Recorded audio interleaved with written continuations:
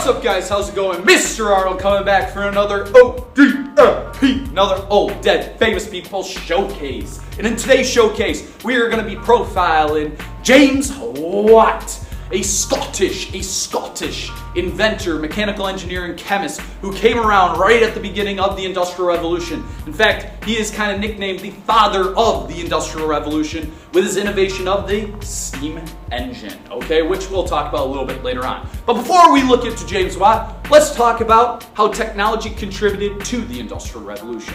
Keep in mind, the Industrial Revolution, ladies and gents, began when new sources of energy and new materials helped in creating new technology. Yes, a lot of new things are popping up during this point in time in humankind's history. New technologies led to specific inventions that helped business owners change the way work was being done.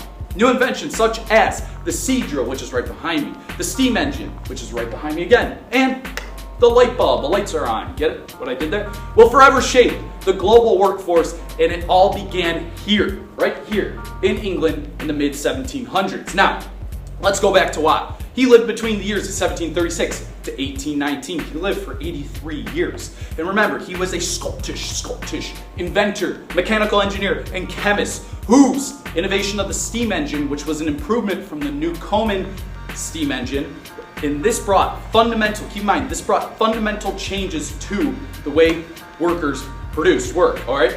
Forever changing the way people really live too, all right? The Industrial Revolution is going to bring sweeping changes, both economic and social changes, to his native Great Britain and the rest of the world. Now, when we talk about Thomas Newcomen's steam engine, you have to understand that Watt basically made an advancement from what was previously being already used. While working as an instrument maker at the University of Glasgow, Watt became interested in the technology of steam engines. He realized that the contemporary, that means kind of the modern day engine designs, wasted a great deal of energy by repeating two different things: cooling and reheating the cylinder right behind me. Excuse me. Watt introduced a design enhancement. He made it better by creating a separate condenser. Now, the separate condenser avoided the waste of energy and radically improved the power, efficiency, and cost effectiveness of steam engines altogether. Eventually, he adapted his engine to produce rotary motion. It allowed for things to move on it and greatly broadened its use beyond just simply pumping water. Now, if you're sitting there thinking, well, how does exactly a steam engine work? I'm the man with the plan to tell you why. Crudely speaking, there are four different parts in a steam engine. First, you have a fire. You have a fire where the coal is going to burn.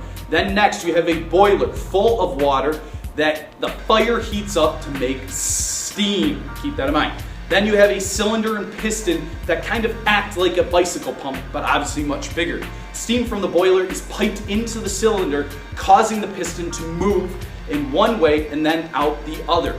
This in and out movement is called reciprocating and is used to drive motion, a machine. A machine is attached to that piston, and this could be anything, guys, from a simple water pump to a factory machine or even a giant steam locomotive running up and down a railroad like you see right behind me. Now, that is obviously a very simplified description, of course. In reality, there are hundreds, or perhaps even thousands of parts, even in the smallest locomotives. All right, so keep in mind, that's kind of a vague description. Now, going back to Watt, how did his engine improve transportation systems in the late 1700s? Remember, the steam engine opened the door.